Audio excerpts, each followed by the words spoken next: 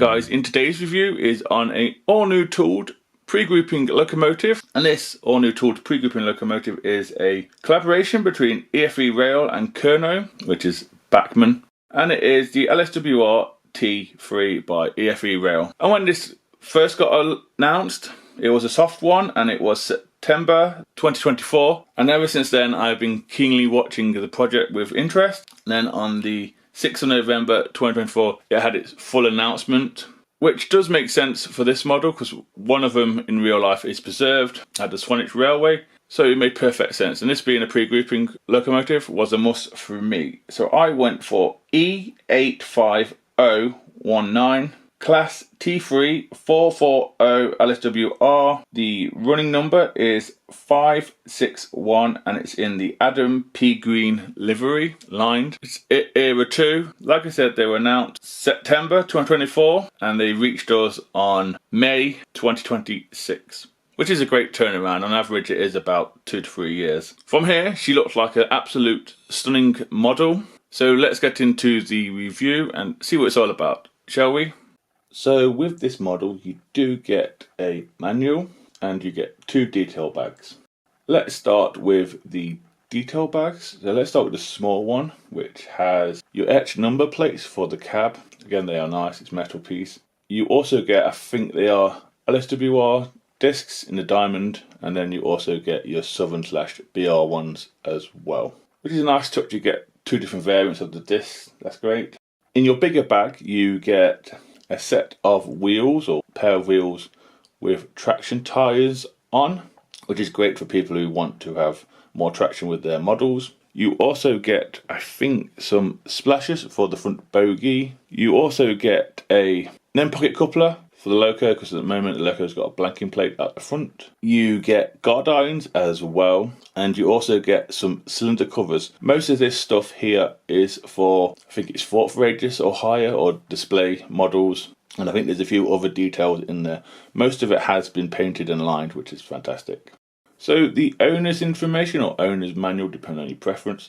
First page, it has a line drawing, it has what class it is, and it has quite a lot of history on the class. The next 2 pages is all about if you want to change the wheel set and if you want to add more detail on where it goes. And the next page after that, this is where it gets a bit interesting. So you've got your running tips, how to clean, how to lubricate, how to store the model, which is interesting. Where the decoder is, which is in the tender, and it's 4 screws to take off the tender cover. And then down below it tells you if you want to take off the body. And there's a single piece of detail to remove between the frames. Now, BACHMANN have said that's wrong, because there's actually more to take off. I think there's another piece between the frames to take off. Again, you have to do the screws underneath the bogie, but just be wary about that mistake. It's not in the manual, it's on the internet, social media, so just be careful. Would have been nice if BACHMANN sent out a little slip saying this is how you do it now, we apologise. Then the next page is basically telling you how to take off the shell again with all the screws you have to take off, which is a bit awkward for me. Spare parts, warranty, and then we come to exploded diagrams for the LOCO and the tender. Now we move on to the front of the locomotive. Let's start in the usual place, which is down below. There is no guard irons. They're in the detail bag. They are separately applied piece because of radius. What we do have is a blanking plate for the end pocket, but there's a coupler in the bag. If you wanted to change that, you can. It does add a bit of realism to it. And you see here we also have metal wheels as well on the bogie. Going up, we have a red buffer beam with no rivets on it. We have the number of the LOCO, which is 561. We do have a supplied hook in the centre with the chains already applied, which I think the chains themselves are metal as well. Then either side, or just before the buffers, we have, I think these are safety chains. They are plastic, they are there, which are a nice touch. And then just before the number, NO, there's a little hook. I'm not sure what's that for, but that is a separately applied piece as well. The buffer shanks, I believe they are in red as well, with a few rivets. And we do have metal sprung buffers, and it's polished metal or turned metal. Again, unless you're using chain links, they're putting this in double O. I keep repeating myself. As we move on up, there's no rivets on the running board. The running board does extend from the smokebox door area quite a lot, which you'll see later. So on it, we do have separately applied and painted in silver lamp irons, We have 3 of them, and then we have a steam pipe or vac pipe as well, and then we have some supports for that long extended running plate at the front. We do have a separately applied painted smoke box dart. The hinges and supports for the door have been picked out again in this silver. Then on either side of the door, we do have some more lamp irons. I think they are 4. Again, they have been painted too. And I think we have a metal handrail going all the way around the locomotive. You can just see it there bending. And on top of that, we have another lamp iron, again painted. And then we have the chimney as well. Don't think the smoke box door area is in matte, but it's fine by me. Now we move on to the sides of the locomotive, and there isn't much difference in the sides if I'm honest with you, but I am no expert. So round the other side, I think we have a reversing rod. Not sure if it's metal or plastic, but from viewing distance, would do in a model shop or an exhibition, it looks totally fine to me. It's in a silver to match all the other stuff that's in the silver as well. And I think there's a bit more different piping at the top near the safety valves. That's the only difference personally I can see. So as we move round this side, I just want to point out how extended that running board is at the front with the supports. As you see, it's quite a lot. So this is a William Adam design, I believe. So we do have the metal handrails going around in the shiny metal. We also have some feeds going into the boiler. They're on both sides as well. If you look between the boiler and frames, there is some motion detail in there. It doesn't move, but it's picked out in red. There's also some other details in there that you have to remove to take the body off, which not a big fan of that. I believe this is in a pea green livery, I got told, and it is lined as well. We have a copper band near the chimney, and the rest of the lining is white, black and white. It's a mixture of die-cast and plastic, so the boiler, the running board, and one of the splashes is metal, and the rest is plastic. So on one of the splashes, we do have LSWR lettering, which is fantastic. It's the reason why I went for this one. And then we also have some mini splashes as well, I want to call them. And they are lined as well. One of the splashes is green and one of the splashes on top is black. There is a semi-join line you can see, but it's not as noticeable as it is on others, so it doesn't really bother me. And most of the running board is black. So as we move on down, we do have a cylinder which has been lined, and it also has the copper or silver effect. If you want to change them for the full ones, you can. They are in a detail bag. Even the bogie wheels have been lined, and they are very thin and very delicate. The driving wheels again have been lined. We have the weights as well, 2 different sizes of weights. I think the ones in the detail bag are not lined, and the axles have been covered up on all of the wheels. The motion itself is metal, and we have a piston going into the cylinder. There's axles and springs. There's also sanding pipes and brake shoes. They are on with the wheels. We have 2 steps, one between the bogie and driving wheels, and then we have one at the cab, which I'll get onto in a minute. If you look closely enough underneath there, you probably can find some other detail bits that I can't see. As we now move over to the cab sides, so we do have steps. Them steps are lined like they are the ones at the front of the cab. We have a splasher with the number 561 in red, but there's some Hetch ones in the detail bag. Again, the splashes have been lined like I keep saying. We have a tiny handrail, but then we have around the outside of the cab, we have it in dark black, and I think we have a metal handrail as well for the crew. And you can just about see the connection and the foreplate as well. Now we move on to the cab detail and front of the tender. So let's start with the cab detail first. Yes, this does have a flickering glow on analog. If you look close enough, you can see there is a moulded in style coal in there to give the effect on frosted glass. For me, yeah, it's great. The cab's open, you need this sort of feature. So everything in there has been painted and decorated to high standards. So we have the cab itself is painted in a cream-ish colour. I think we do have glazing in the spectacles as well. And I think from here they have been lined on this side. We have gauges with numbers on and dials. They have been painted. We have a water gauges. Don't think they're acrylic, but they're there. They've got like a silver background. We have some copper or brass piping in there. We have a screw reverser, I think it is, and we have a regulator. The regulator is in red, I believe. And I think we have some sort of seats as well. Everywhere you look in there, it is highly detailed, highly painted. If I missed anything, I am sorry. We also have a wood floor and a LOCO tender foreplate. If you look closely enough, that LOCO tender foreplate does have a square. That is because otherwise it would get derailed on bends because it would clash with stuff on the tender. But it is removable, it has got hinges, so it's all great. Down below, I believe we have the male part of the LOCO tender connector, which I'll get onto later on. If you look closely enough, you can see some piping.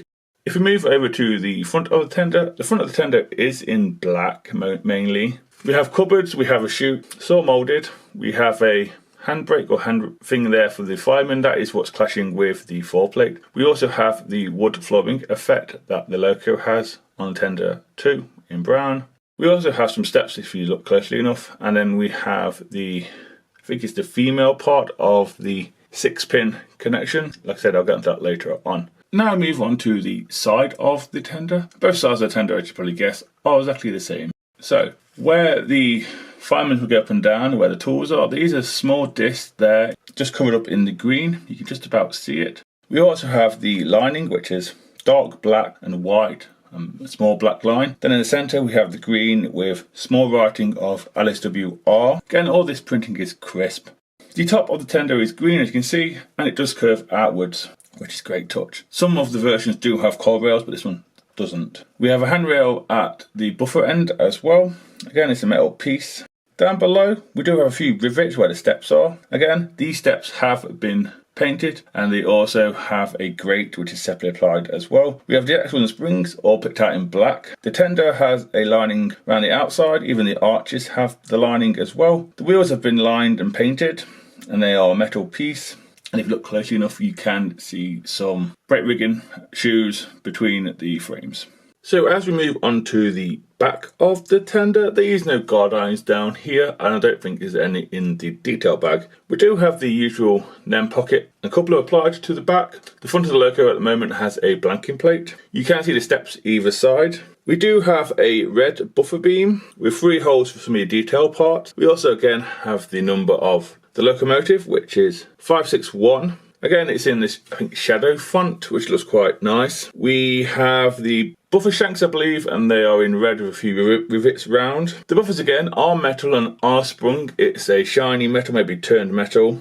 Then as we move up, we have the 3 grey lamp irons, which are quite tall. I think we have a steam pipe or vat pipe there as well. It looks to be 2 steps, 2 to go with it. The outside of the top is in a black, then it's white, and then it's the lighter green. I believe I've got my facts correct. The top does curve outwards like it does at the side, and then we also have the lamp iron at the top in silver as well. Now as we do an aerial view on top of the tender, as you can tell, this tender does not have the coil rails like some of them do, and BACHMANN and KERNOW have tooled up for different versions of the tender. So on mine, we do have an oblong finger on the back of the tender, which is next to the water filler cap. Not sure what that is, but that is there. We also have, like I said, the water filler cap. I think it has a separately applied handle on the water filler cap too. The coal load itself is mounted up, which is correct somewhere like this. It is loose when you shake the tender, so that means it may come out, but I don't know how to get mine out, so for now it's staying in. And the coal chunks themselves ain't too bad, if I'm honest with you. There's no coil rails on this tender, this version of the tender. And then at the front of the tender, as it was, we do have 2, I think, toolboxes with hinges on. They are there. And then we get the fireman tools and the wood flooring itself. Like I said, KERNOW/BACHMANN have tooled up for different variants of this tender. Now we come on to do an aerial view on the locomotive itself. So we do have the, I think it's the male part of the connector hanging out. We also have the foreplate as well, as you can see. We have the cab roof. The cab roof itself is in black, matte black maybe, with a line down the centre of the roof. There's no rain duckets or anything like that on this. On either side you possibly can see the handrails as well. As we move over to the safety valves and whistles, so the front of the cab is lined, again, which is fantastic. It's lined all the way down to the splashers in the black, white and lighter green. The spectacles are in a gold rim with flush glazing. The piping on this, for the whistles, the 2 whistles, I believe is plastic, but whatever they've used to paint it looks fantastic, but I could be wrong. They may be a metal piece. Again, the piping on the other side is different, not by much, it's just a little bit. We do have a green safety valve. Again, the gap on that is a little much for me, but it's there. And then we also have some lining around that too, some boiler banding. So we have 5 bands of boiler banding on this model. Like I said before, it's white, black and white, and the chimney there's a gold one. We have a separately applied dome Again, the gap is okay-ish, I think. We also have a handrail going all the way around, which is a metal piece. From here you can also see some separate applied tools or lubrication and sanding pots on the running board. And you can see one of the splashes is black on top and the other is lined. Then we come to the chimney, which is a two-piecer, I believe. The gap on that is totally fine. And then we come to the extended running board at the front with the lamp irons and the buffers. Now it's time to do an underneath look at this model. So at the front we do have the buffers and the chain links. We also have the blanking plate for the coupler. The coupler is in the detail bag, you're going to change it, but it's a good idea on the blanking plate. We do have metal wheels and I think bearings on the pony truck at the front. The bottom of the cylinders has been lined. We also have the drain cocks applied from the factory, which have been painted too. There's also a screw or two under there to take off the body, but remember you've got to take out some detail parts. We also have, I believe, bearings on the driving wheels. Speaking of the driving wheels, there is a copper strip going to them, which is great, easy for serviceability. We also have the brake rigging applied, and if you look closely enough, there's about 5 screws to take off to take the base keeper plate off. To me, that is a little too much. Don't know why it couldn't have been 2, but that's just my opinion. And if you look closely enough where the springs are by the driving wheels, there is 2 screws there either side, and you have to take them out to take the base keep plate off, which is a ball ache by the looks of it. And then we come to the piping underneath the cab where the steps are and the male part of the connector. So before I show you how to disconnect and connect the LOCO, I'll tell you what the underneath of the tender is. So in there we have 6 metal wheels, which are for the tender. They do pick up, I think it's the bearings because I can't see any copper strips. And they also have bearings in them, like I've said. We have the brake rigging applied from the factory, which is great. The 4 screws to take off the cover of the tender is in the 4 corners, and you have to be careful because some of the brake rigging is in the way. So just be careful about that. Because I think this is where your DC chip is. And then at the end we also have the NEM pocket as well and the buffers. So the model does come attached together in your box when it arrives from a model shop or wherever you buy it. But I just thought I'd show you how to do it if you wanted to detach it and attach it again. BACHMANN recommend you do it on track, but I don't because I can't do it and it's hard. So you have a male part here on the LOCO and you have the female part here on the tender. And you just slowly line them up and push them in the hole. That's it, that's the LOCO and tender connected. Just that simple, there's no click or anything like that. And then to pull them apart, you just gently pull them, that's it, pretty simple. So next up is the points test from the shed and the crossover at the far end as you look at it now. And second radius, because some of my 440s, 044s do not do second radius, and even some of my smaller wheelbase models won't do second radius. So it will be interesting if it can do the inner loop, which is second radius. So here goes.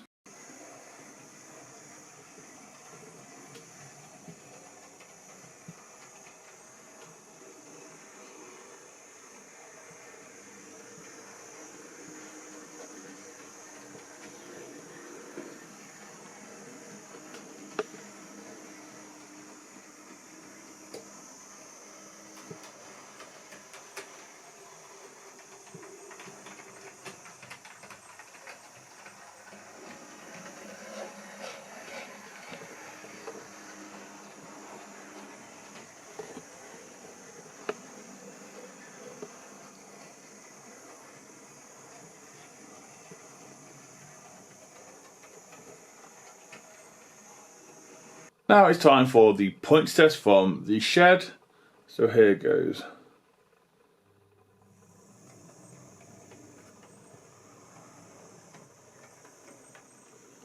Smooth and a good speed as well. Just after the 20. It's quite impressive, a little noisy, but quite impressive. And now in reverse.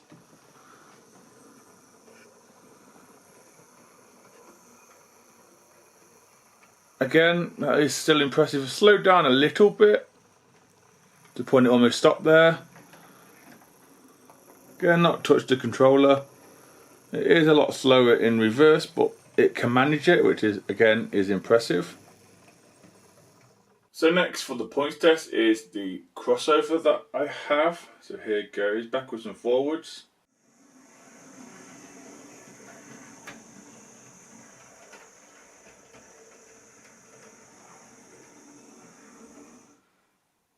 No issues forwards. Let's see how it gets on backwards.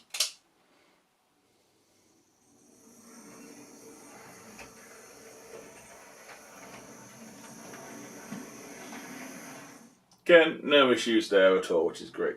So yes, that was a mixed bag. It managed a point, it managed a second range just perfectly fine in my opinion, especially for a DC ready model or analog. But to me, at this point in time, the motor does sound very loud and very noisy.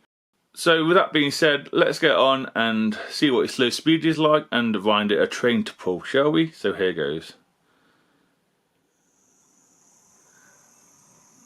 Not bad. 20.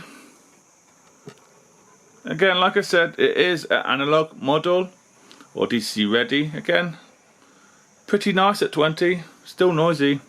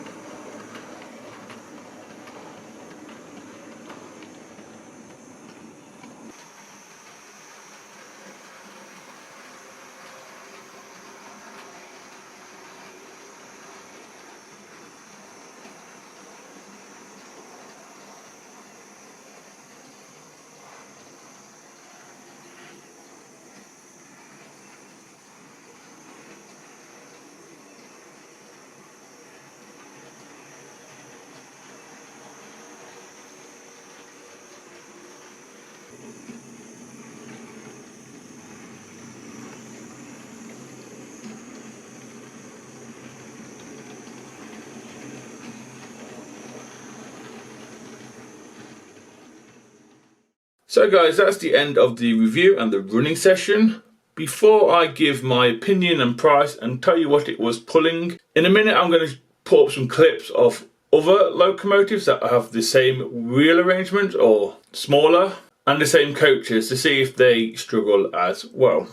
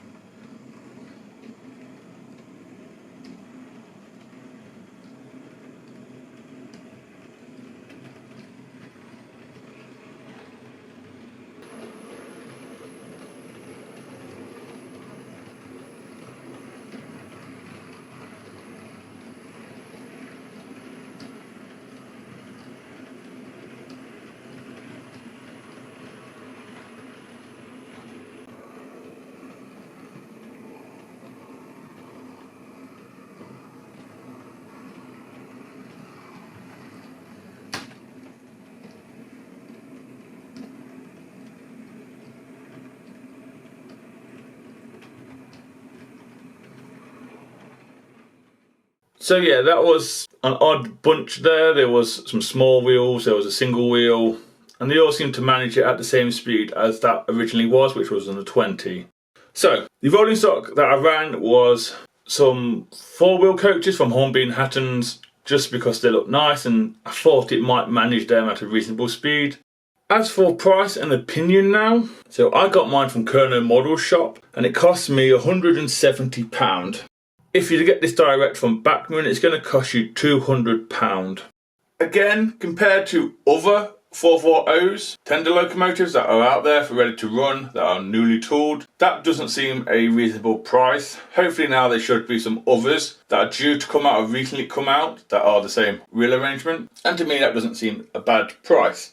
But I've had a few issues with this, if I'm honest with you. So it's a noisy runner, and as I ran it in the running session, as you saw, it was making more and more noises, more and more grinding.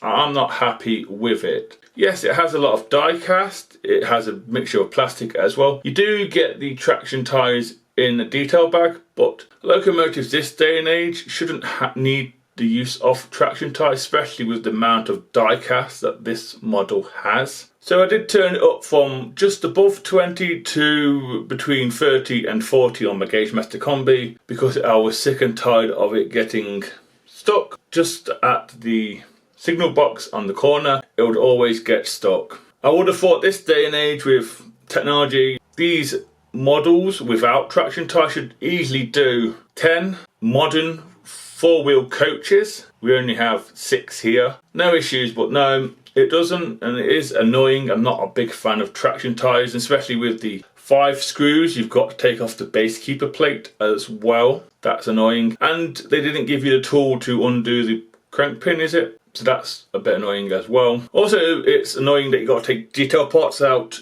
to take the shell off the body if you wanted to.